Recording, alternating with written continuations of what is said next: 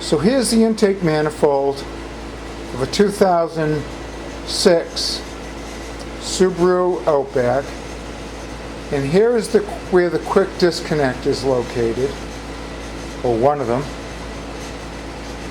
And I'm going to show you how to disconnect this fuel line connection. So over here you can see various fuel line disconnect tools. This is one from the Lyle company.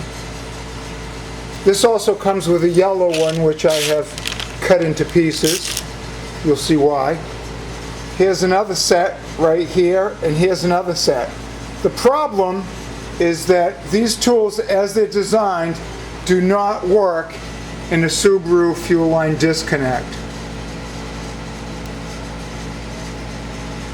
And the reason is because they just don't fit. So the solution to this is that you can take a single, well, with this particular tool I cut it in pieces, but you can use a single piece of the tool. Well, let's take off one of these. So you can see this disconnect tool is designed so that you put it over the steel line, and then you shove it underneath this plastic ring. The problem is it just doesn't fit. So the way to solve this problem is that you can simply use half of the tool. So you need to split this apart and just put 1/2 of the tool underneath the green ring. I'm going to use this yellow disconnect. And so the way you disconnect this is, first off, you can see this pattern where you see these double indents.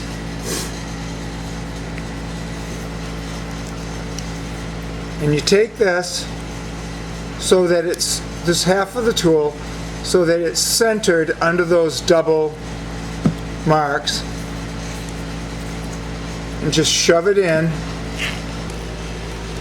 So you just force this yellow piece in, pull it back, and then it disconnects. So here is this pattern with the double marks, and then if you look inside, you see 90 degrees to each side of the double mark. There are tabs there and there that stick in. So when you put this single tool in, it catches the tab on this side, the left, and it also catches the tab on the right, and is able to push both of those tabs back enough that the whole piece releases from the fuel line. We'll connect the fuel line, snap it in, find those double indents, center half of the disconnect tool, and like this, press it in, and then remove the disconnect. So that's the way it works for Subaru. Instead of cutting the tool into pieces, if you can physically separate it, like with this blue tool, if you can simply just put the 1/2 in and leave the other half out of the way,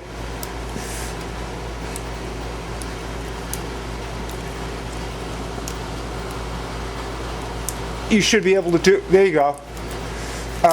You can do the same. You can do the same thing. But again, the secret is that you can't use both sides. You can only use one. And that's my video.